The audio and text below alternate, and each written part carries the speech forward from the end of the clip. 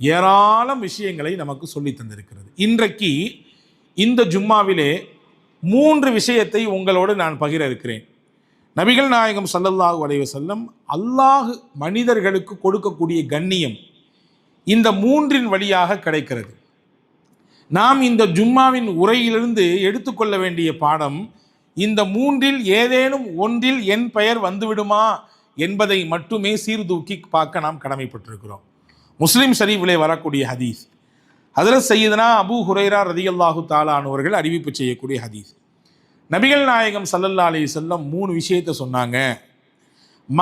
மா நகஸத் சதகத்துன் மின் மாலின், ஒருவர் அல்லாஹ்விற்காக வேண்டி வழங்குகிறார், கொடுக்கிறார், இதை நீங்கள் எந்த வார்த்தை வேண்டுமானால் போட்டுக்கொள்ளுங்கள், தயாளத்தோடு தருகிறார், தர்மம் செய்கிறார், பிறருக்கு உதவுகிறார், எப்படியோ வைத்துக் கொள்ளுங்கள்.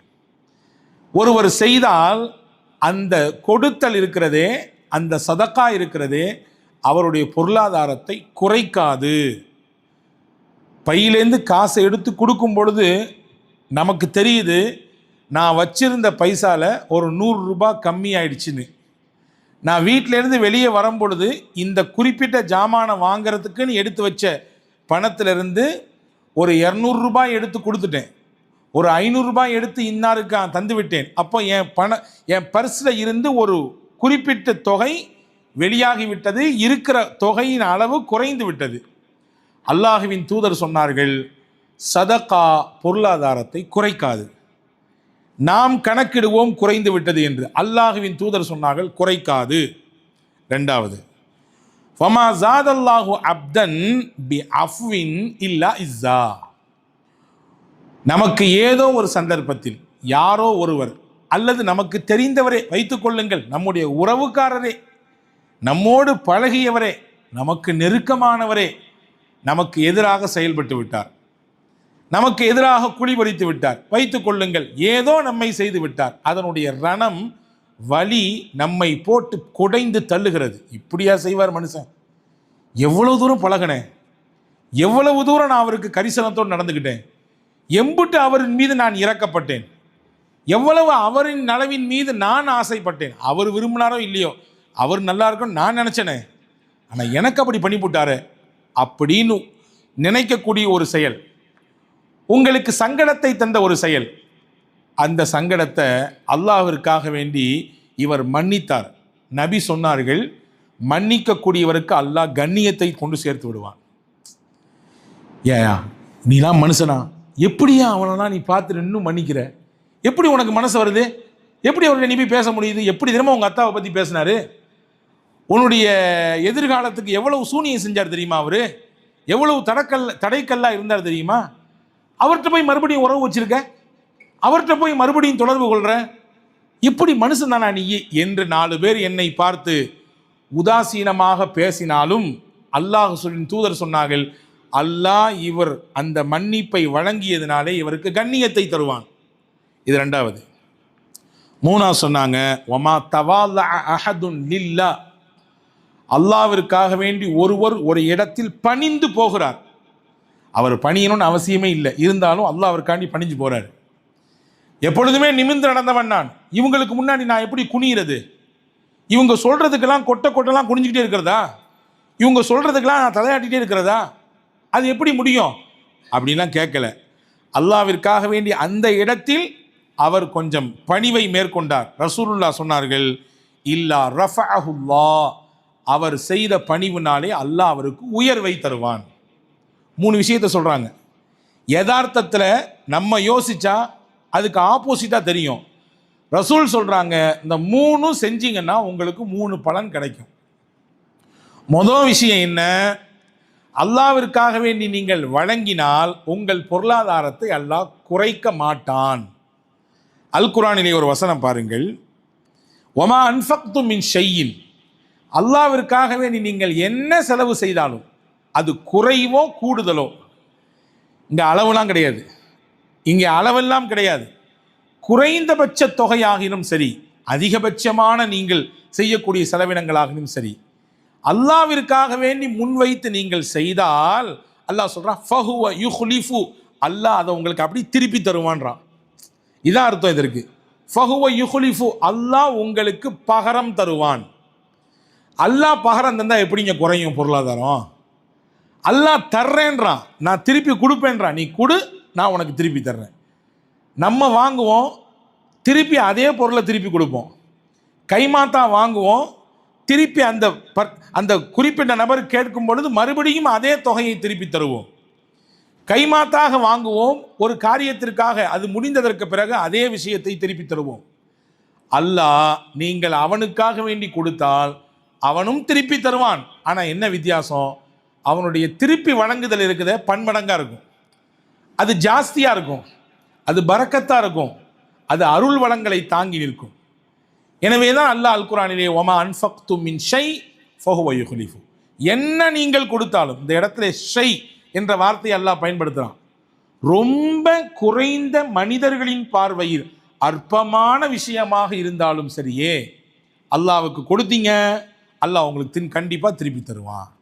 அன்பான சகோதரர்களே, சஹாபாக்கள் ஒரு சஹாபி, ஒரு நபித்தோழர் இருக்கார். அவருக்கு பெயர் அதி பின் ஹாத்தம்.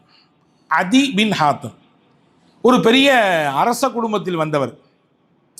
நல்ல மக்காவின் சுற்றுவட்டார பகுதிகளிலே சிற்றரசர்களாக இருந்தவர்கள் இவரும் ஒருத்தவர், அதி பின் ஹாத்தம்.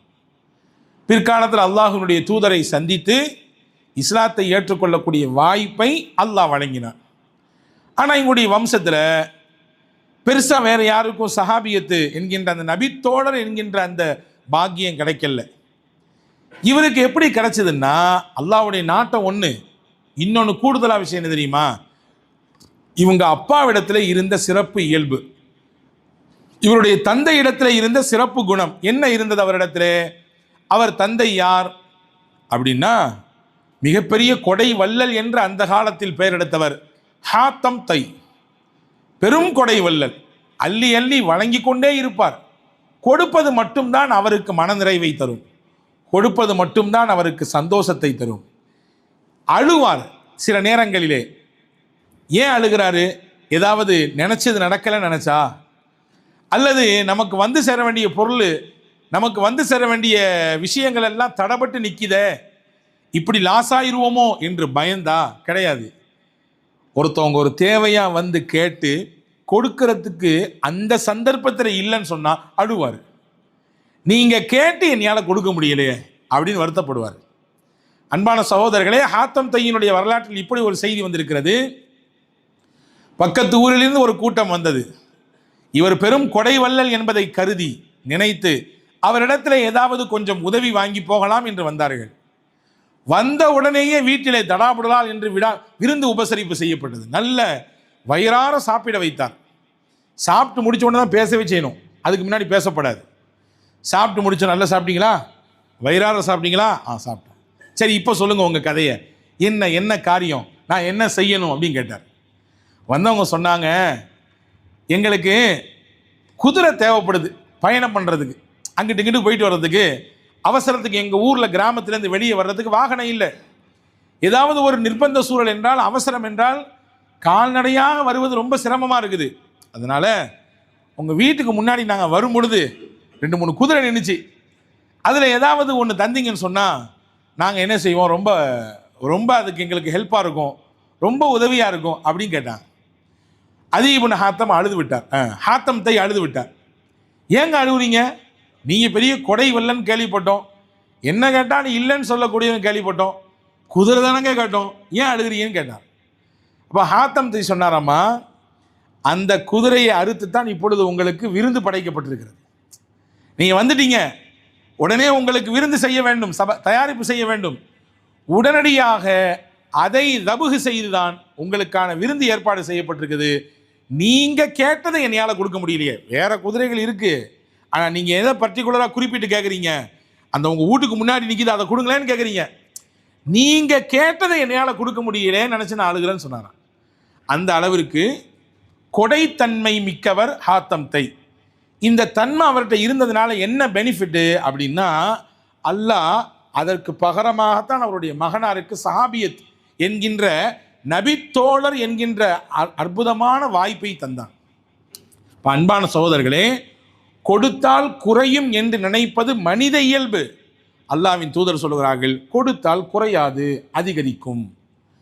கொடுத்தால் பொருளாதாரம் குறையாது, சரியாது, அது இரக்கத்தை சந்திக்காது, அல்லாஹ் உங்களை அதிகரிக்க செய்வான். திருக்குர்ஆன்ல 2 நபிமார்கள் ஒரே காலத்தில் வாழ்ந்ததா நிறைய நபிமார்களின் சரிதை சொல்லுகிறது. அதில் நம்ம எல்லாத்துக்கும் தெரிஞ்ச ஒரு நபி சொல்லவா, மூசா நபி. அவங்க கூட யார் வாழ்ந்தா?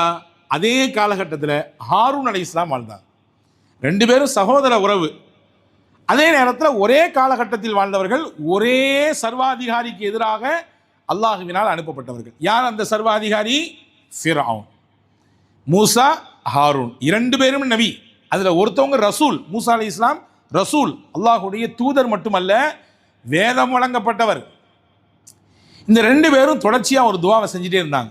யாருக்கு எதிராக? சர்வாதிகாரமிக்க ஃபிரௌனுக்கு எதிராக தொடர்ச்சியாக துவா செஞ்சுட்டே இருந்தாங்க.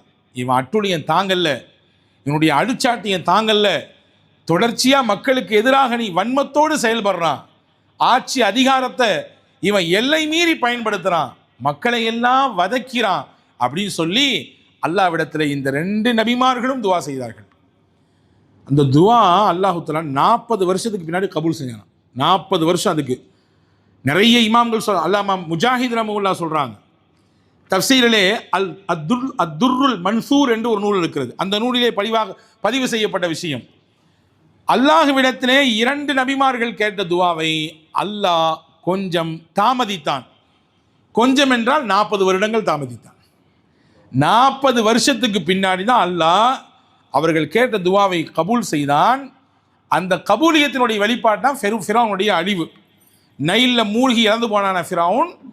அதை எப்போ கேட்டாங்க? வஷ்துத் அலா குலூபிஹிம் ஃபலா யுமினு ஹத்தா யரவுல் அஸாபல் அலீம்.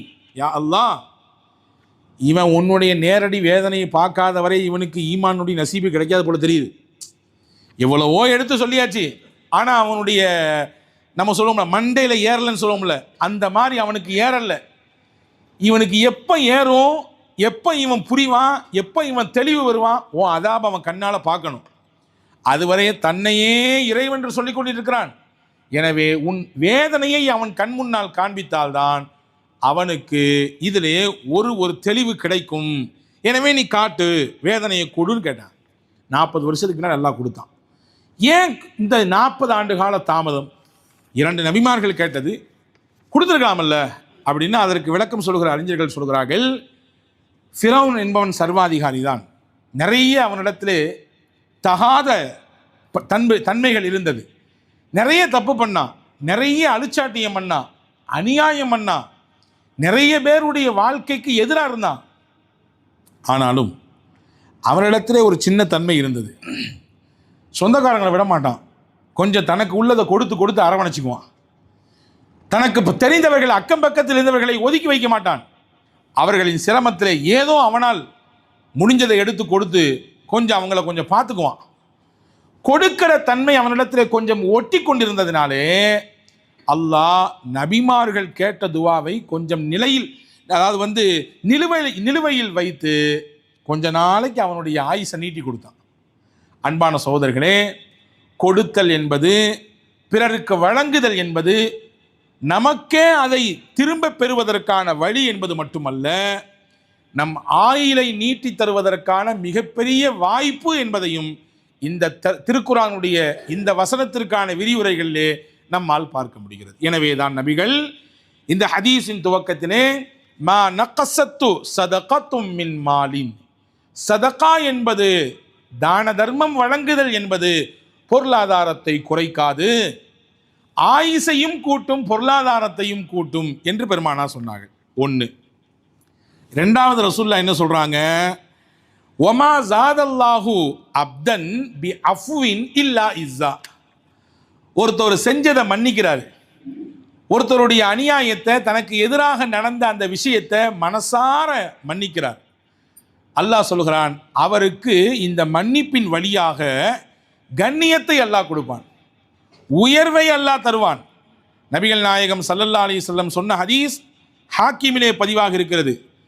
சையதுனா முஹம்மது ஸல்லல்லாஹு அலைஹி வஸல்லம் சொன்னார்கள், கியாமத் நாளையிலே அல்லாஹ் அழைப்பானாம்.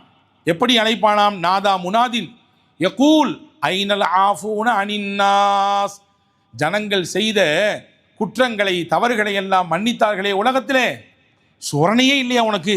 ஏன் நீயா இறங்கி போற? உனக்கு கொஞ்சம் கூட சுடலை, நீ ஏன் விட்டு கொடுக்குற? நீ ஏன் அவங்களை எல்லாம் மன்னிக்கிற? அவன் 4 அடினா நீ 8 அடி நிற்கணுமப்பா அப்படின்லாம் யோசிக்கலை. அப்படி சொன்னவங்களையும் அவர் பெருசாக கேர் பண்ணலை. போயிட்டு போதியா, மனுஷன் தானே, போகிற போக்கில் எதையாவது செஞ்சிருப்பான், அல்லாவுக்காண்டி விட்டு கொடுப்போம், அல்லாவுக்காண்டி இதை கடந்து போவோம் என்ற எண்ணத்திலே மன்னித்தார். அல்லாவின் திருத்தூதர் சொன்னார்கள், அல்லாஹ் நாளை மறுமையிலே அவர்களை அழைப்பான்.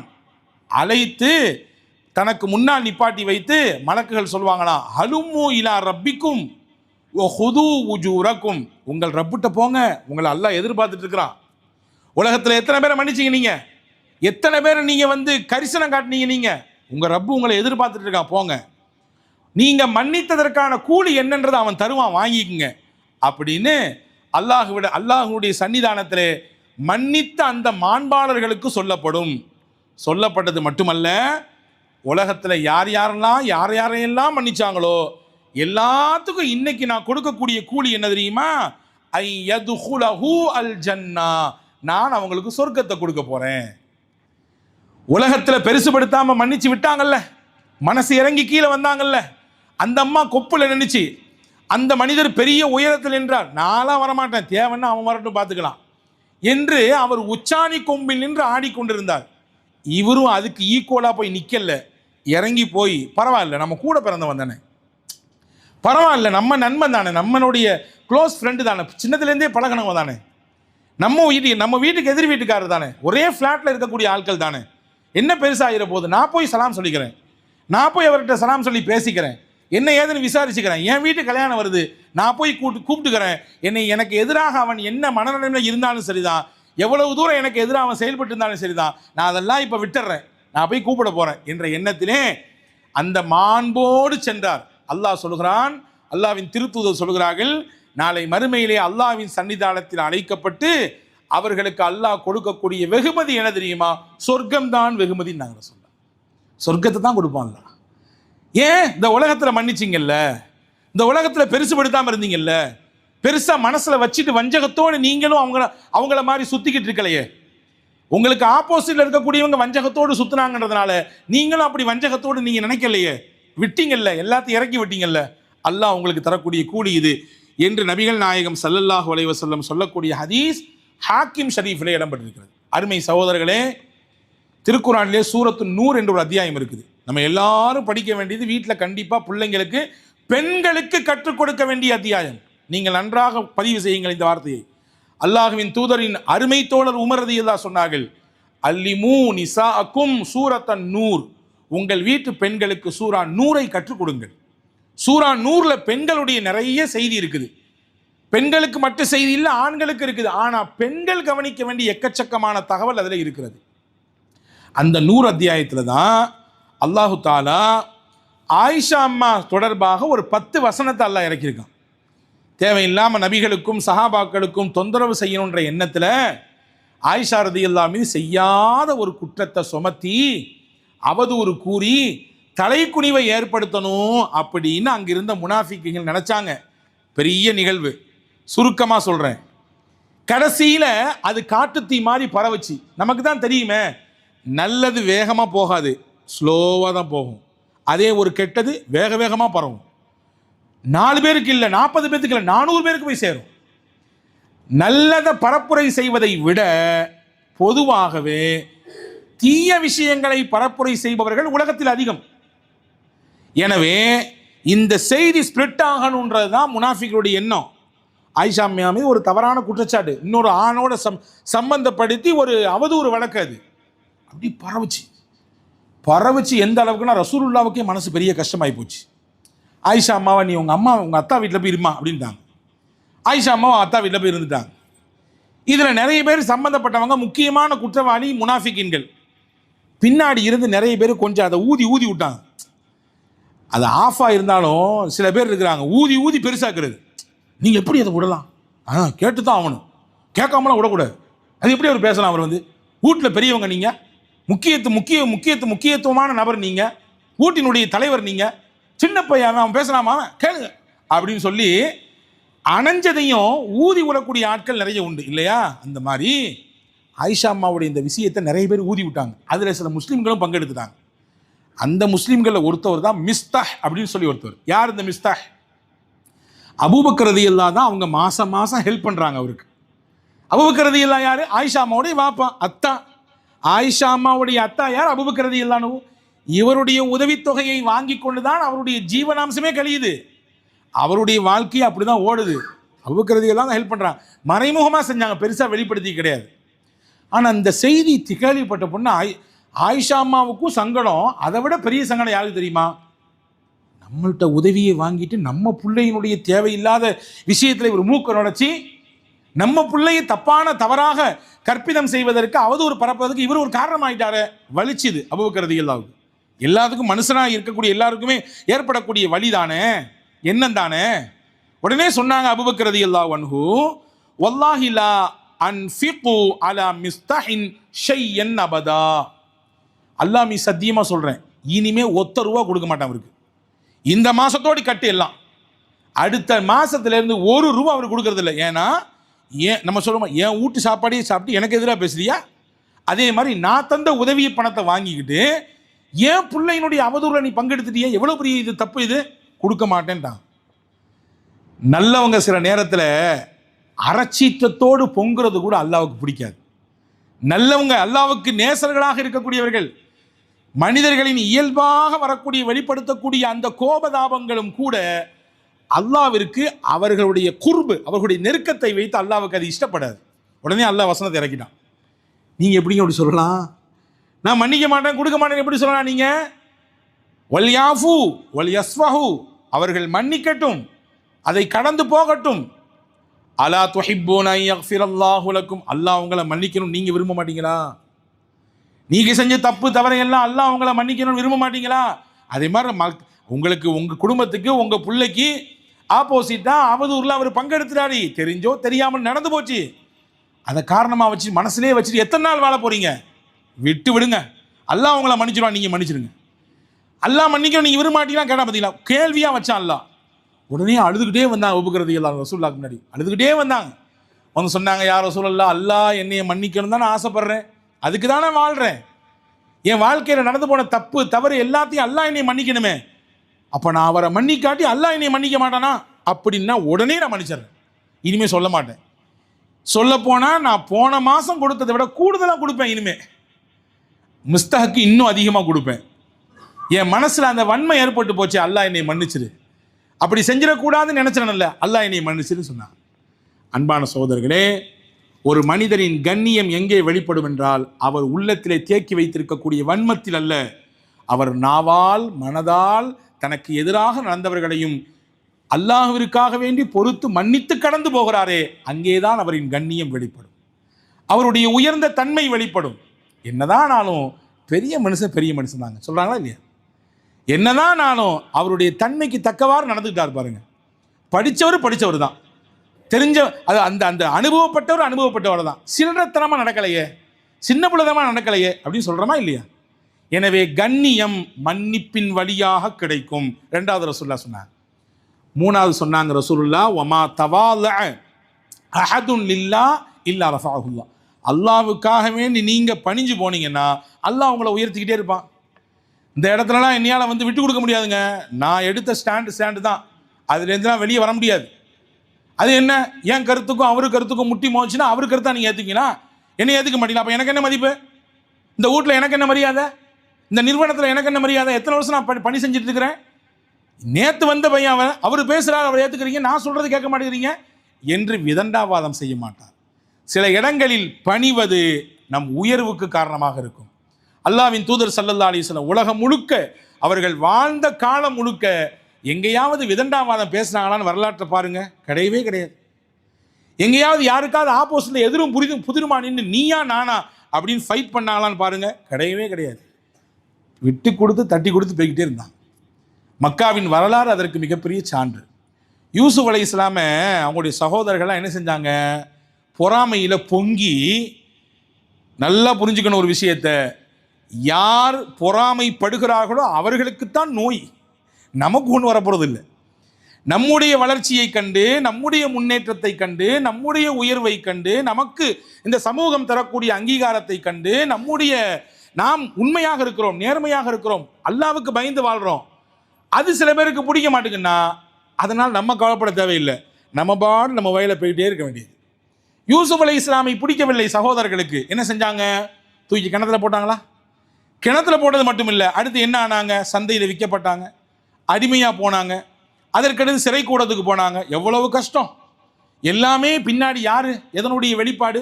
பொறாமையின் வெளிப்பாடு. அந்த சகோதரர்கள் ஏற்படுத்த பொறாமையின் வெளிப்பாடு இவ்வளவு கஷ்டத்தை சந்திச்சாங்க. 1 வருஷம் 2 வருஷம் இல்லைங்க, சின்ன பிள்ளையா இருக்கும்போது தூக்கி கிணத்துல போட்டாங்க. ஒரு 6-7 வயசு தான் இருக்கும். கிட்டத்தட்ட சுமார் ஒரு 30-35 ஆண்டுகள் இந்த சிரமத்தை அனுபவிச்சிருக்காங்க. அதுக்கடுத்து அல்லாஹ் வாழ்க்கையில் உயர்வை கொடுத்தான், அரசாட்சியை கொடுத்தான், மிகப்பெரிய அரசாங்கத்தினுடைய பதவிகளை பொறுப்புகளை கொடுத்தான். ஆனால் யார் பொறாமப்பட்டு கொண்டு போய் தூக்கி போட்டாங்களோ, கெட்டு போகட்டும், வம்பா போகட்டும், நாசமா போகட்டும் என்று யார் நினைத்தார்களோ அவங்களுடைய வாழ்க்கை அதல பாதாளத்தில் போயிடுச்சு. வறுமை, கஷ்டம், சோத்துக்கு வழி இல்லை, கஞ்சிக்கு வழி இல்லை. பக்கத்தில் ஊரில் ஒரு அரசர் இருக்காராம்யா, ஒரு அமைச்சர், போங்கப்பா போய் ஏதாவது வாங்கிட்டு வாங்கப்பா, வாப்பா அனுப்பி வைக்கிறாரு. இந்த பிள்ளைங்களாம் வராங்க. யூசுப் அலைஹிஸ்ஸலாம் தெரிஞ்சு போச்சு. இப்போ அவர் சின்ன பிள்ளை யூசுப் கிடையாது, வளர்ந்து வாலிபனாகி அமைச்சராக இருக்கக்கூடிய யூசுப். வந்திருக்கக்கூடிய எல்லாம் நம்ம கூட்டாளிகள் தான், நம்ம கூட பிறந்தவங்க தான் அப்படின்னு புரிஞ்சுக்கிட்டாங்க. அவர் நீண்ட உரையாடல் நடக்கிறது. கடைசியில் நான் தான் யூசுப் என்பதை தன்னை அறிமுகப்படுத்துகிறாங்க. அறிமுகப்படுத்தின உடனே அந்த சகோதரர்கள்லாம் நடுங்குறாங்க. ஆஹா, கையில் அரசு இருக்குதே, ஆட்சி இருக்குதே, அதிகாரம் இருக்குதே, நாம் இவருக்கு ஆப்போசிட்டாக தானே நடந்துக்கிட்டோம், இன்னைக்கு இவரு பெரிய பதவியில் இருக்கிறாரு, நம்மளை என்ன செய்ய போறாரு தெரியலையே என்று ஹஜ்ரத் யூசுப் அலைஹிஸ்ஸலாம் ரொம்ப பணிவோடு சொன்னார்கள். இன்னைக்கு என் கையில் அதிகாரம் இருக்கு, ஆட்சி இருக்கு, பவர் இருக்கு, ஆனால் லா தஸ்ரீப அலைக்குமுல் யௌம், குர்ஆனின் வாசனம், உங்களை பழி தீர்க்க மாட்டேன், உங்களை பழிக்கு பழிலாம் வாங்க போறது கிடையாது, அல்லாஹ்ட்ட விட்டுட்டேன், நான் உங்களை மன்னிச்சிட்டேன், பணிவோடு சொன்னார்கள் ஹஜ்ரத் யூசுப் அலைஹிஸ்ஸலாம். இதே வார்த்தையை தான் நபிகள் நாயகம் மக்காவுக்குள்ள போகும்போது சொன்னாங்க. எவ்வளவு தூரம் எங்களுக்கு டார்ச்சர் பண்ணீங்க, 1 வருஷமா 2 வருஷமா 13 வருஷம். அது மட்டும் இல்லை, மக்கா விட்டு போய் 8 வருஷம், கிட்டத்தட்ட ஒரு 21 ஆண்டு காலம் மக்காவின் குஃபார்களால் நிறைய நெருக்கடியை சந்திச்சிருக்காங்க முஸ்லீம்கள். ரசூலுல்லாஹ் மக்காவுக்குள்ள போகும்போது சொல்றாங்க, லா தஸ்ரீப அலைக்குமுல் யௌம், யூசுப் அலைஹிஸ்ஸலாம் சொன்ன வார்த்தை. தலையை குனிஞ்சிக்கிட்டே போனாங்களாம், போகும்போதே இந்த வார்த்தையை சொன்னாங்களாம், பழிக்கு பழி கிடையாது, இன்னைக்கு பழி தீர்க்கப்படக்கூடிய நாள் கிடையாது, இன்றைய நாள் மன்னிப்பின் நாள், இன்றைய நாள் கருணையின் நாள். அதற்கு முஹம்மது ஸல்லல்லாஹு அலைஹி வஸல்லம் சொன்ன வார்த்தை மிகப்பெரிய அதிர்வலையை அங்கே வாழ்ந்த மக்களிடத்தில் ஏற்படுத்தியது. இப்படியா ஒரு மனுஷன் இருப்பாரு அப்படின்னா அவர் என்ன சொல்ல வர, அவர் சொல்லக்கூடிய தகவல் என்னன்னு யோசிக்க ஆரம்பிச்சாங்க. அதற்கடுத்து இஸ்லாத்திற்குள்ளே சாரை சாரையாக வந்து சேர்ந்தார்கள். அன்பர்களே, ஒரு இடத்தில் நாம் இறங்கி போவதனாலே நம் கண்ணியம் இழக்கப்படுவதில்லை, அல்லாஹ் நமக்கு வேறு விதத்திலே உயர்வை தரப்போகிறான். நபி இடத்திலே உமர் ரலியல்லாஹு வந்தாங்க. இதே ஹதீஸ் அப்துல்லா இப்னு மஸ்ஊத் ரலியல்லாஹு வழியாக திருமிதியிலே, இப்னு மாஜாவிலே, முஸ்னத் அஹமதில் பதிவாக இருக்குது. உமர் ரலியல்லாஹுடைய அறிவிப்பாக சஹீஹு இப்னு ஹிப்பானில் பதிவாக இருக்கு. ரசூலுல்லாஹி ஸல்லல்லாஹு அலைஹி வஸல்லம் படுத்து கிடந்தாங்களாம், வெறும் கோரப்பாயில் படுத்து கிடந்தாங்களாம், மேனியில சட்டை இல்லை, வெறும் வெத்து உடலோட படுத்திருக்கிறாங்க. அந்த கோரையின் தடம் எல்லாம் ரசூலுல்லாஹுடைய முதுகுல அப்படி பிரிண்ட் ஆகி அச்சான மாதிரி இருக்குது. வந்தவங்க கேட்காங்க உமர் ரலியல்லாஹு அன்ஹு, யா ரசூலல்லாஹ், நீங்க என்ன இப்படி படுத்திருக்கிறீங்க, ரொம்ப டேஞ்சரான ஒரு பாயில படுத்திருக்கீங்களே, பாருங்க உங்க உடம்பெல்லாம் அப்பி போய் இருக்குது, இதனுடைய கோரையினுடைய அடையாளம் தெரியுது, உங்களுக்கு ஒரு நல்ல விரிப்பு நாங்கள் வாங்கி தரோமே, ஒரு நல்ல பெட்ஷீட் வாங்கி தரோமே, நல்ல மெத்தை வாங்கி தரோமே, அதை படுத்துக்குங்களேன், அதில் படுத்து உறங்கிங்களேன் அப்படின்னு கேட்ட உடனே ஹஜ்ரத் முஹம்மது ஸல்லல்லாஹு அலைஹி வஸல்லம் உலகத்தின் தலைவர், நீங்கள் கவனிக்கணும், உலகத்தின் தலைவர் எவ்வளவு பணிவோடு பேசுகிறார்கள் பாருங்கள். இந்த உலகத்துக்கும் நமக்கும் என்னப்பா இருக்குது? நான் ஒரு சாதாரண பயணி, பயணப்படும் பொழுது நிழலில் ஒதுங்கிறதுக்கு ஒரு மரத்துக்கு கீழே போகிறேன், அந்த நிழலில் கொஞ்ச நேரம் படுத்துருக்கிறேன், அங்கேயே என் வாழ்க்கையை முழுக்க நான் ஓட்டிடுவேனா? படுத்து எஞ்சாச்சுன்னா போய்கிட்டே இருக்க வேண்டியது அடுத்த இடத்த பார்த்து. அதே மாதிரி இந்த உலகம் என்பது படுத்து எழுந்திருக்கக்கூடிய ஓய்வெடுக்கக்கூடிய இடம்தான், அவ்வளவுதான், சற்று ஓய்வு. நமக்கு வேலை நிறைய இருக்கிறது, நம்முடைய இலக்கு மறுமை. எனவே இங்கேயே மயங்கி விடக்கூடாது, சொகுசிலே ஆடம்பரத்திலே என்னுடைய வாழ்க்கையை நான் துளைத்து விடக்கூடாது என்று ரொம்ப பணிவோடு சொன்னார்கள். நீங்கள் ஒப்பிட்டு பார்க்கணும், இன்னைக்கு சின்ன பொறுப்புகள் கிடைத்தாலே வானத்துக்கும் பூமிக்கும் குதிக்கக்கூடிய நபர்களுக்கு மத்தியிலே உலகத்தின் திருத்தூதர் முகமது நபி ஸல்லல்லாஹு அலைஹி வஸல்லம் எவ்வளவு பணிவோடு வார்த்தைகளை வெளிப்படுத்துகிறார்கள் என்று. எனவே வாழ்க்கையில் பணிஞ்சு போகிறது குற்றம் கிடையாது, அது இழுக்கு கிடையாது, அது அவமானம் கிடையாது, அது குற்றப்பார்வையினால் பார்க்கப்படக்கூடியது கிடையாது. பணிவு ஒரு இடத்தில் ஒருவர் வெளிப்படுத்தினால் அல்லாஹ் அதன் வழியாக அவருக்கு உயர்வை தரப்போகிறான் என்ற அர்த்தம் என்பதை நபிகள் பெருமானார் ஸல்லல்லாஹு அலைஹி வஸல்லம் சொன்னார்கள். ஆக இந்த மூன்றும் அல்லாஹ் கொடுக்கிற கண்ணியம் என்பதை ரசூலுல்லாஹ் இந்த ஹதீஸிலே சுட்டி காட்டுகிறார்கள். ஒரு முறை அந்த மூன்றை மட்டும் நினைவுபடுத்துகிறேன். ரசூல் சொன்னார்கள், ஒருவர் கொடுப்பதினாலே அவர் பொருளாதாரம் குறையாது, ஒருவர் மன்னிப்பதினாலே அவருடைய கண்ணியம் குறையாது, கூடத்தான் செய்யும். ஒருவர் பணிந்து போவதினாலே அல்லாஹ் அவரை உயர்த்தத்தான் போகிறான். எனவே இந்த மூன்றில் எத்தனை விஷயம் நம்மிடத்தில் இருக்கிறது என்பதை கொஞ்சம் சீர்தூக்கி பார்ப்போம். எல்லாம் வல்ல அல்லாஹ் இப்படியான உயர்ந்த சிந்தனைகளோடு பண்புகளோடு வாழுகிற நல்ல பாக்கியம் பெற்றவர்களாக உங்களையும் என்னையும் எல்லா மக்களையும் அல்லாஹ் ஆக்கட்டுமாக. ஆமீன். வாஹிர் தாவானா அல்ஹம்துலில்லாஹி ரப்பில் ஆலமீன். அஸ்ஸலாமு அலைக்கும்.